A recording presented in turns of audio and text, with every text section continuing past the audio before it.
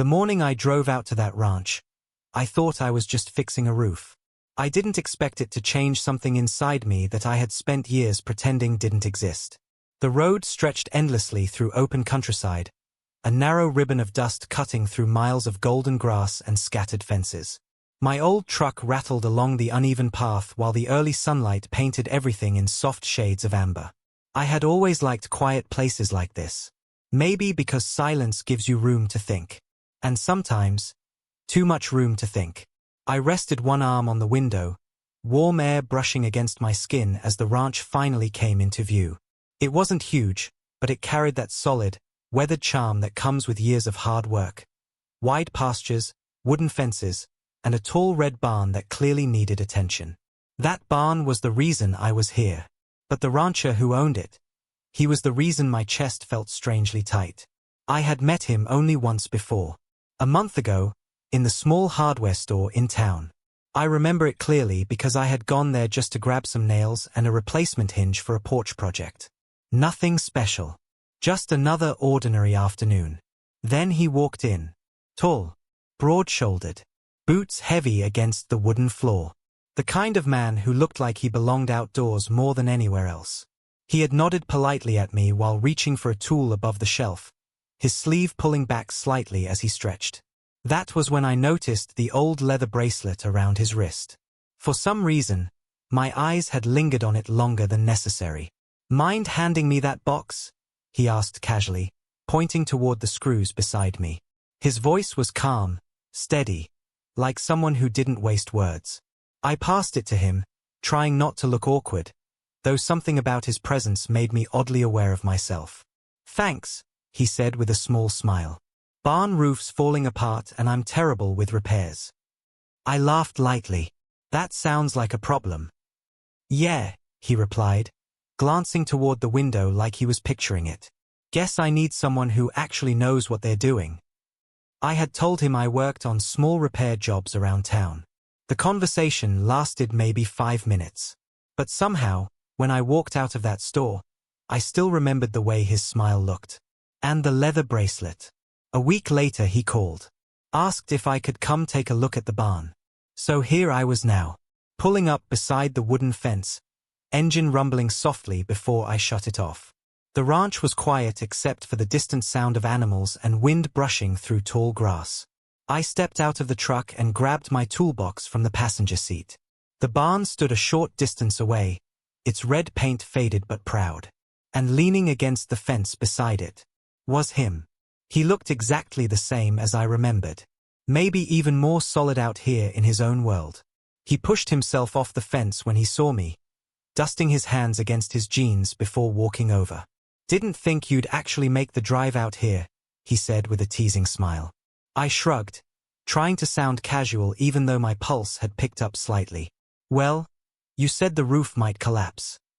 He chuckled, low and warm. "Fair point." For a moment we just stood there. The kind of quiet that isn't uncomfortable, but isn't entirely simple either. His eyes met mine briefly before drifting toward the toolbox in my hand. "You really think you can save that old barn?" he asked. I glanced at the structure behind him. "Guess we'll find out." He nodded slowly, then stepped closer so we could walk toward it together. Not close enough to touch, but close enough that I could notice the faint scent of sun-warmed wood and leather. And suddenly I had a strange feeling that fixing the roof might not be the most complicated thing waiting for me on that ranch. Because something about the way he looked at me made it feel like this day was going to matter more than either of us expected. The barn looked worse up close. Several wooden planks along the roof were warped, and one corner sagged slightly like it had been holding its breath for too long. Sunlight slipped through thin cracks, painting soft beams across the dusty interior.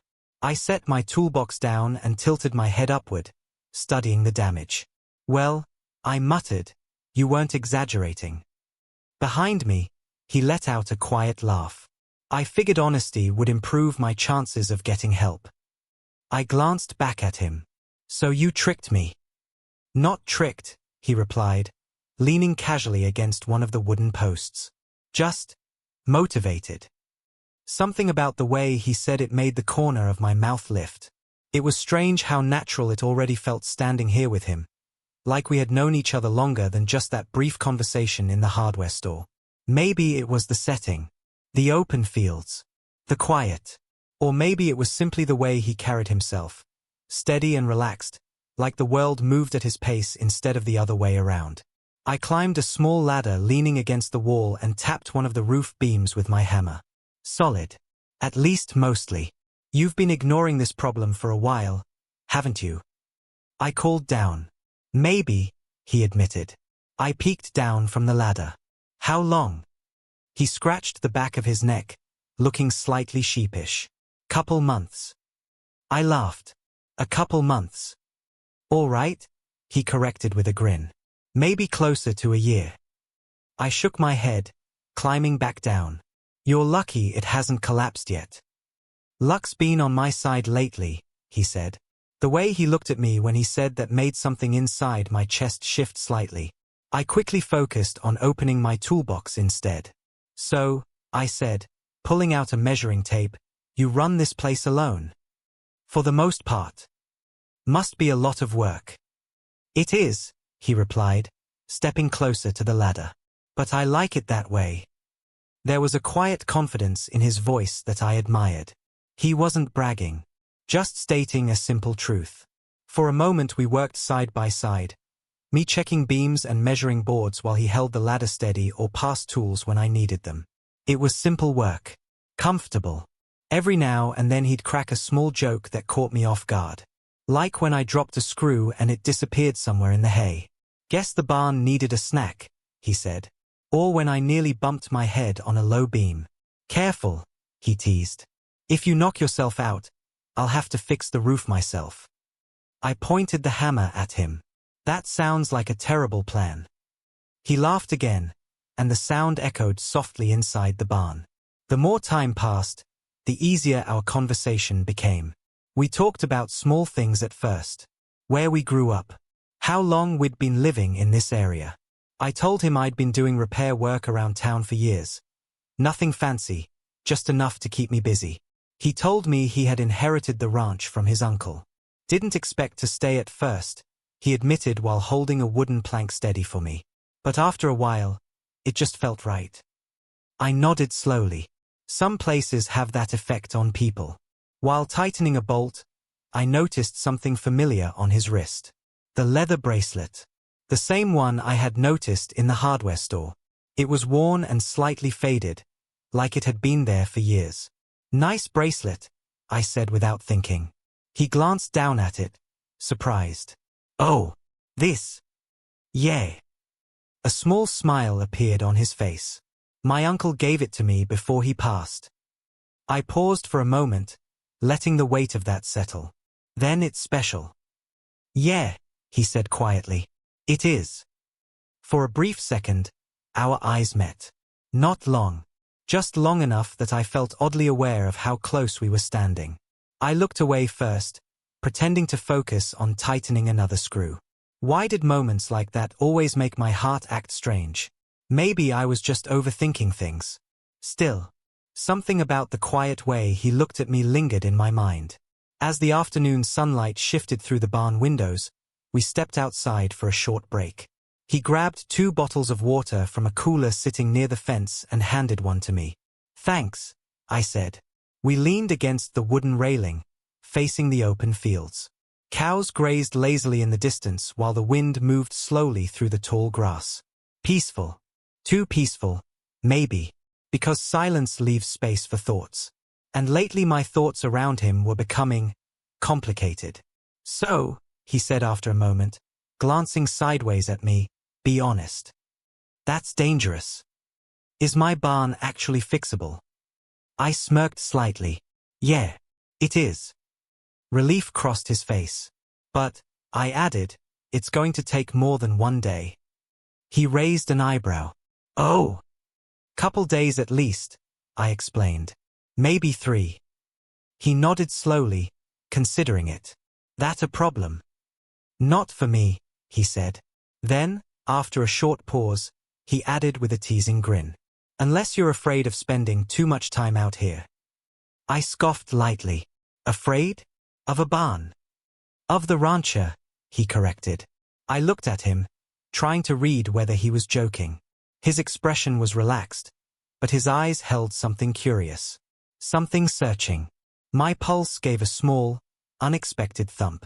Well, I said finally, taking another sip of water, guess I'll have to survive. He chuckled.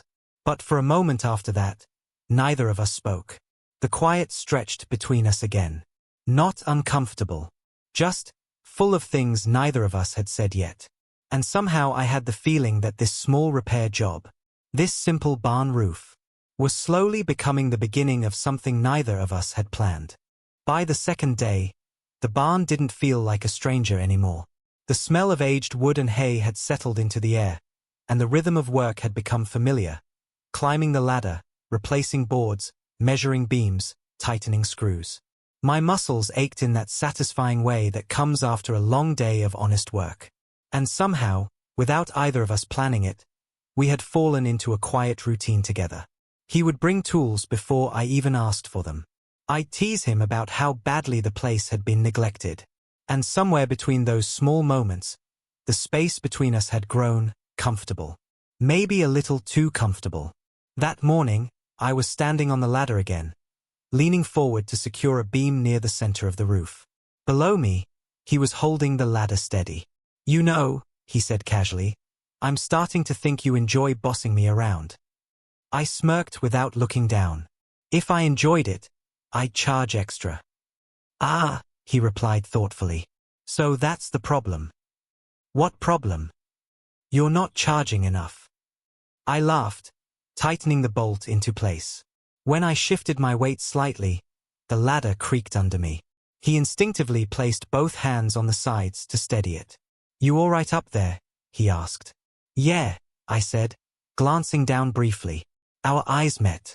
And for a moment, the distance between us felt smaller than it actually was. I quickly looked away and focused on the roof again. Why did that keep happening? Why did simple things, like eye contact, suddenly feel heavier than they should? I tried to shake the thought away and continued working. But the barn had other plans. About an hour later, I was halfway across the upper beams, carefully stepping between the wooden supports when I heard a loud crack somewhere above me. Wait, he said suddenly from below. Before I could react, one of the loose boards shifted beneath my foot. The next thing I knew, my balance slipped. I grabbed the nearest beam instinctively, heart jumping into my throat. Careful, he called, already moving. My boots scraped against the wood as I struggled to steady myself. I'm fine, I said quickly, though my pulse was racing. But getting down from that position wasn't as easy as climbing up. The safest way down was the ladder, which was now several feet away. I let out a slow breath. Well, I muttered, that's inconvenient. He walked closer beneath the beams, looking up at me. You stuck. Temporarily. He studied the structure for a moment. You'll have to move toward the side beam, he said. I nodded. Carefully shifting my weight, I stepped across the narrow support. The wood creaked again. My grip tightened slightly. Easy, he said softly. I moved another step, then another. But when I reached the edge beam, the gap between me and the ladder was still awkwardly wide. I looked down at him. All right, I admitted. Maybe a little stuck. He stepped closer, standing almost directly beneath me. All right, he said, thinking. You're going to have to lower yourself down. Without the ladder. I'll catch you. I blinked. You'll what? He looked up at me with a calm confidence that somehow made the idea sound less ridiculous. I've got you. I hesitated. He was strong, sure, but trusting someone to catch you like that wasn't exactly a small thing. Still, there weren't many other options. You sure about this? I asked. He nodded once. Yeah. I took a slow breath. Then I carefully lowered myself, hanging from the beam with both hands. Ready? I asked. Ready. I released my grip. The drop wasn't far, but the moment my feet left the beam, my stomach flipped slightly. A second later his arms caught me firmly around my sides. For a brief moment, neither of us moved. My boots touched the ground, but his hands were still holding me steady. Close. Much closer than we had ever been before. I could feel the solid warmth of his chest through his shirt. The faint scent of leather and sun-warmed fabric. My heart was beating faster than it should have been for such a small jump. "See," he said quietly. "Told you I had you." I nodded slowly, but neither of us stepped away right away. His hands lingered for just a second longer before he let go. Not abruptly, just slowly, like he had noticed the same strange tension I was trying to ignore. I cleared my throat and took a small step back. "Thanks," I said. "No problem." For a moment we both pretended to focus on the barn again. But something had shifted. The air between us felt different now. He grabbed the ladder and repositioned it near the beam. "You okay?" he asked after a moment. "Yeah." "Didn't scare you too much?" I shrugged lightly. "I've had worse jobs." He smiled faintly. "I bet." But his eyes stayed on me a little longer than usual. And that look did something strange to my chest again. Why was this becoming so complicated? I had come here to fix a roof. Not to start questioning every glance, every small touch. Not to wonder why standing close to him made my thoughts scatter in ways I didn't quite understand. Or maybe I understood them too well. That was the real problem. The rest of the afternoon passed slower. Not because the work was harder, but because I had become painfully aware of him. The way he stood close when handing me tools. The way his shoulder brushed mine when we both reached for the same board. At one point our hands touched briefly while grabbing a hammer. Just a quick contact. But neither of us pulled away immediately. We both paused. Then he casually released it first. "Sorry," he said. "It's fine," I replied. But inside my head, nothing felt fine. Because every small moment was starting to mean something. And that scared me. Not because I didn't want it, but because wanting it could change everything. As the sun began lowering toward the horizon, golden light poured through the barn entrance. We stood near the doorway for a moment, looking at the progress we had made. "Not bad," he said. "Still work to do," I replied. "Yeah." He glanced at me again. That same thoughtful expression. "You staying in town tonight?" he asked. "Yeah." "Why?" He hesitated slightly. Then he said, "It's a long drive back and forth. If you want, you could stay here." I turned toward him. "You've got a spare room?" He smiled a little. "Something like that." My chest tightened slightly. The ranch felt quiet, isolated, private. And suddenly the idea of staying here with him felt both simple and dangerously complicated. Because part of me wanted to say yes. And another part of me knew that if I did, the distance I had been trying to keep between us might disappear completely. I ended up staying. Even as I said yes, part of me knew it wasn't just about saving time on the drive. The ranch felt different in the evening. Quieter than before.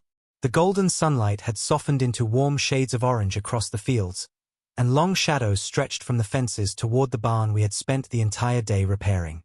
He showed me the small guest room inside the ranch house. It was simple, wooden floors, a neatly made bed, and a window that overlooked the pastures. "Not fancy," he said, leaning against the doorframe, "but it should be comfortable."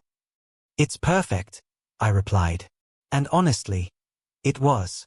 There was something peaceful about being out here, far away from the noise of town and the constant rush of daily life.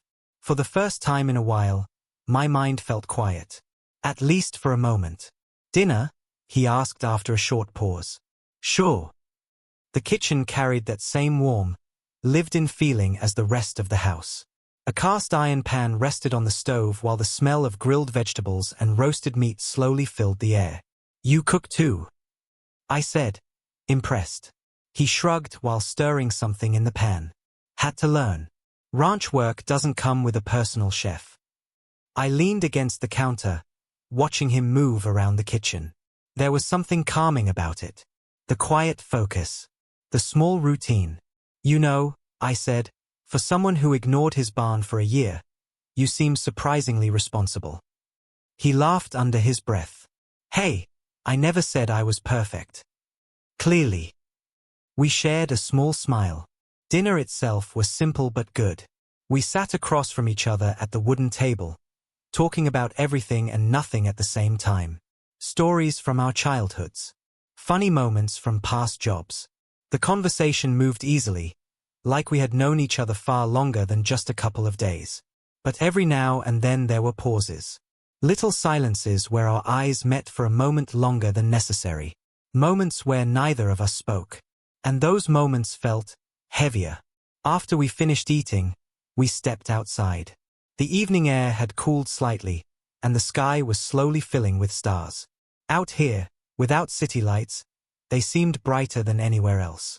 We walked toward the barn almost without thinking. It stood quietly under the darkening sky, the repairs we had finished now blending into the old structure. "Looks better already," he said. "Give it another day and it'll be solid again." He nodded. For a few minutes we simply stood there, looking at the fields stretching out into the distance. The silence between us felt different tonight. Not awkward.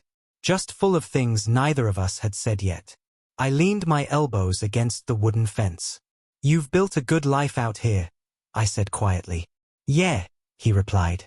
"Most days I think so. Most days." He let out a slow breath. "Sometimes it gets lonely." The honesty in his voice surprised me. I glanced at him. "You don't seem like the lonely type." He gave a small, thoughtful smile. "Guess people don't always look like what they feel." That line stayed with me, because it sounded a lot like something I had told myself many times before.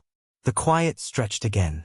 My fingers tapped lightly against the fence as I tried to organize the thoughts running through my head. For 2 days I had been trying to ignore them, trying to convince myself that the tension between us was just in my imagination. But standing here now, it didn't feel imaginary anymore. And that scared me, because admitting it could change everything. "What about you?" he asked suddenly. "What about me? You ever get lonely?" I hesitated. The honest answer sat right there in my chest, waiting to be spoken. "Yeah," I admitted quietly. He nodded, like he understood more than I had actually said. The wind moved softly through the grass around us. I could feel his presence beside me, close enough that I was aware of every small movement he made, every shift of his weight, every glance. "I'm glad you came out here," he said after a moment. "Even with the dangerous barn." He smiled. "Even with that." Our eyes met again. This time neither of us looked away immediately. There was something unspoken passing between us. Something we had both been circling around for 2 days. My heart began beating a little faster. "I keep thinking about something," he said slowly. "What?" "That day in the hardware store." I blinked, surprised. "You remember that?" "Of course," he said. He looked down briefly, almost like he was choosing his words carefully. "You seemed different from most people." I laughed softly. "That's not always a compliment." "No," he said gently. "I meant it as one." The way he said that made my chest tighten slightly. "You noticed that bracelet," he added, lifting his wrist slightly. "Yeah. Most people don't." I shrugged. "Guess I pay attention to small things." His eyes stayed on me. "Yeah," he said quietly. "I noticed." My pulse jumped again. Something about the way he looked at me right now felt serious. More serious than anything we had shared before. "I wasn't sure if I should ask," he continued. "Ask what?" He hesitated. For a moment he looked out across the fields again, like he was gathering the courage to finish the thought. Then he looked back at me. "Whether you felt it too." The question hung in the air between us. Simple, but heavy. I swallowed. "Felt what?" His voice softened. "This connection." The word echoed in my mind. Connection. I had felt it since the moment we started working together. Since the small jokes, the lingering looks, the quiet moments where neither of us seemed ready to walk away. But saying it out loud felt terrifying. Because if I was wrong, everything would change. I wasn't sure if it was just me, he admitted. I let out a slow breath.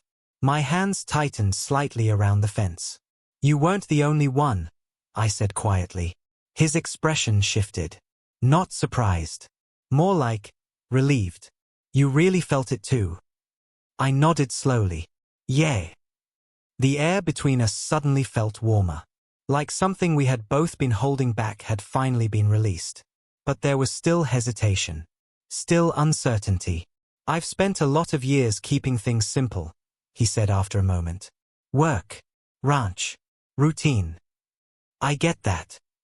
But when you showed up, he paused, searching for the right words. Things stopped feeling simple. I smiled faintly. Good complicated or bad complicated? He looked directly into my eyes. Good. My chest tightened again. Without thinking, I took a small step closer to him. Neither of us spoke. We just stood there, close enough now that I could see the faint lines at the corners of his eyes when he smiled. Close enough to feel the warmth of his presence. His hand lifted slightly, like he was considering reaching out. Then he hesitated. I understood that hesitation. Because I felt it too. But sometimes someone has to move first. Slowly, I reached out and touched his arm. Just a light touch, but it sent a quiet spark through my chest. He didn't pull away. Instead, his hand gently closed around mine. The contact was warm and steady. For a moment we simply stood there like that. Then he stepped closer and wrapped his arms around me in a quiet, careful hug. Not rushed. Not overwhelming. Just real. I felt myself relax into it, resting my forehead briefly against his shoulder. The world around us seemed to disappear for a moment. When we finally pulled back, our faces were still close. His eyes searched mine like he was making sure this was real. Are you sure about this? He asked softly. I nodded. Yeah. He smiled slightly. Then, slowly and gently, he leaned forward. The kiss was soft, tentative, the kind of moment that feels both new and familiar at the same time. When we pulled back, neither of us spoke right away. We just stood there under the quiet night sky. And for the first time since arriving at the ranch, the complicated feeling in my chest finally made sense. For a long moment after the kiss, neither of us moved. It wasn't dramatic or overwhelming the way movies make it seem. Instead, it felt quiet, real, like something that had been waiting patiently between us had finally been acknowledged. I leaned back against the fence again, letting out a slow breath I didn't realize I'd been holding. He stood beside me, his shoulder lightly brushing mine. Neither of us rushed to fill the silence. And somehow, the silence felt easier now. So, he said after a moment, rubbing the back of his neck with a faint smile. That happened. I laughed softly. Yeah, it did. He glanced at me sideways. You okay with it? The question carried a gentle seriousness behind it, like he wanted to be absolutely sure. I turned toward him. I wouldn't have kissed you back if I wasn't. His smile widened slightly. Good point. The tension that had lived between us for the past 2 days had finally shifted into something warmer, something relaxed and open. He rested his forearms on the fence beside mine, looking out across the fields again. I've got to admit, he said, this wasn't how I expected this week to go. Oh! I teased lightly. You didn't plan to hire someone to fix your barn and accidentally fall for them. He chuckled under his breath. When you say it like that, it sounds like a bad romance novel. Maybe it is. Hopefully with a better ending. I nudged his shoulder gently with mine. Hey, we're not at the ending yet. That made him pause. Then he looked at me again, something thoughtful in his expression. You're right. The way he said it carried a quiet meaning behind it. For the first time since the confession, reality slowly started settling into my thoughts. This moment felt amazing. But life outside this ranch still existed. Jobs. Responsibilities. Distance. I shifted my weight slightly. What are we going to do about all this? I asked. He didn't answer right away. Instead, he looked out across the dark fields again, like he was considering something carefully. Well, he said eventually, First thing we're going to do is finish fixing that barn tomorrow. I blinked, surprised. That's your big plan? He grinned. Hey, priorities. I laughed. Fair enough. Then his tone softened slightly. But after that, we figure it out. I studied his face. You make it sound simple. Maybe it isn't, he admitted. But I'd rather try than pretend this didn't happen. That answer settled something inside me. Because that had been my biggest fear. That this moment might feel too complicated once the excitement faded. But hearing him say that made it clear he wasn't looking for an easy escape. He was willing to face the complicated parts too.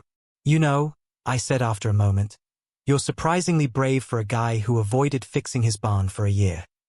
He laughed again. All right, that joke's getting old. Not yet. Give it another day. I smiled. Then, almost without thinking, I reached for his hand. The gesture felt natural now. Easy. Our fingers intertwined as we stood there. He looked down at our hands briefly before glancing back at me. I like this, he said quietly. Standing around holding hands. Yeah, he replied with a small shrug. Turns out I'm a fan. His honesty made me smile. We stayed like that for a while, talking about small things again. Though now the conversation carried a different energy. There was more teasing. More warmth. At one point he bumped his shoulder into mine again. You realize this means you're stuck visiting this ranch more often now.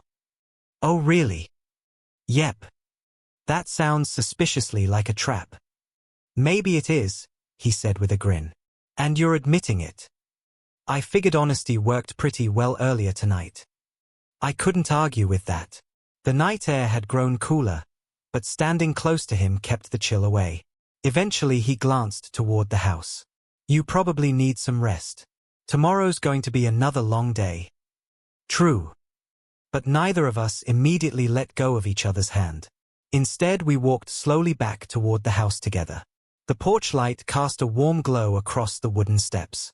When we reached the door, we paused again. That small hesitation returned. Not awkward. Just meaningful. Well, I said lightly, guess I'll see you in the morning. Yeah, he replied. Then he hesitated for half a second before stepping closer and pulling me into another hug. This one felt more certain. More natural. I rested my chin briefly on his shoulder before pulling back. Good night, he said. Good night. As I stepped into the guest room a few minutes later, I sat on the edge of the bed and let the events of the evening settle in my mind. 2 days ago, I had arrived here thinking I was just fixing a roof. Now everything felt different. Not confusing anymore. Just new. And as I lay back against the pillow, one thought stayed with me. Tomorrow we'd finish fixing the barn. But something told me the real work ahead of us, learning how to build something real between us, was only just beginning. The next morning felt different. Not because the ranch had changed, but because something inside me had. I woke up slowly, sunlight slipping through the window and spreading across the wooden floor. For a moment I just lay there, staring at the ceiling, replaying everything that had happened the night before. The conversation. The confession. That quiet kiss under the open sky. A small smile formed on my face before I even realized it. For once, the feeling in my chest wasn't confusion or hesitation. It was something steadier. Hope. I sat up and stretched, hearing the faint sounds of movement somewhere in the house. When I stepped into the kitchen a few minutes later, he was already there, leaning against the counter with 2 mugs of coffee. He glanced up when he saw me. Morning. His voice carried that same calm warmth as always, but now there was something softer in his smile. Morning, I replied. He handed me one of the mugs. Figured you'd need this before climbing ladders again. Smart thinking. Our fingers brushed briefly when I took the cup. This time neither of us reacted awkwardly. It just felt natural. Comfortable. We stood there for a moment, sipping coffee in the quiet kitchen. Then he tilted his head slightly. So, how's the professional barn fixer feeling today? I smirked. Like someone who should have charged extra. That again. Absolutely. He chuckled and shook his head. You know, he said, for someone who almost fell through my roof yesterday, you're awfully confident. I didn't fall, I corrected. You caught me. He met my eyes for a second. Yeah, he said softly. I did. The weight behind that simple sentence lingered for a moment. Then he cleared his throat and gestured toward the door. Come on. Let's finish that barn. The morning air was cool and fresh as we walked across the yard together. The barn looked almost proud now, the repaired sections blending neatly into the old structure. Only a few boards remained unfinished. We worked side by side again, just like before. But something had changed. Every small moment carried a quiet sense of closeness now. When he passed me tools, our hands lingered for an extra second. When I climbed the ladder, he stood a little closer than necessary, steadying it with a protective focus. At one point I glanced down at him. You don't have to stare at the ladder like that, I teased. It's not going anywhere. He crossed his arms. Just making sure you don't test my catching skills again. Admit it, I said with a grin. You liked being the hero. He laughed. Maybe a little. By midday the last board was finally secured. I climbed down the ladder and stepped back to admire the finished roof. Well, I said, brushing dust off my hands, your barn officially survives another decade. He looked up at it, nodding with quiet satisfaction. Looks better than I imagined. Not bad for someone who almost ignored it forever. He gave me a playful shove with his shoulder. All right, all right. Then his expression softened slightly. Thanks for helping me with it. It's my job. I know, he said, but still. We stood there in the open barn doorway, sunlight stretching across the floor. For a moment neither of us spoke. Then he reached out and gently took my hand. The gesture was simple, but it carried a quiet promise. You know, he said thoughtfully, this place has always been about routine for me. Routine isn't a bad thing. No, he agreed, but maybe it's time for something new. I looked at him. What kind of new? His thumb brushed lightly against my hand. Well, for starters, he said, I'd like you to come back here. Just to check on the barn. I asked with a smile. That too, he replied, but mostly to see me. Something warm spread through my chest. You realize I live in town, I said. That's a pretty long drive. He shrugged. Guess I'll just have to visit you sometimes too. I raised an eyebrow. You? Leave the ranch. Don't sound so shocked. I laughed. All right, that's fair. For a moment we both looked out across the fields again. The wind moved gently through the tall grass, and the repaired barn stood quietly behind us like a finished chapter. Or maybe the beginning of a new one. You know something funny? I said. What? I came here thinking I was fixing a building. And? I squeezed his hand lightly. Turns out I might have found something a lot more important. He smiled at that. Not a big, dramatic smile. Just the kind that felt real. Then he gave my hand a small, reassuring squeeze. Good, he said quietly, because I was hoping this was only the start. We stood there together for a while longer, watching the open land stretch endlessly in front of us. And for the first time in a long time, the future didn't feel uncertain. It felt wide open, like the road that had brought me to this ranch. Only now, I wasn't driving it alone.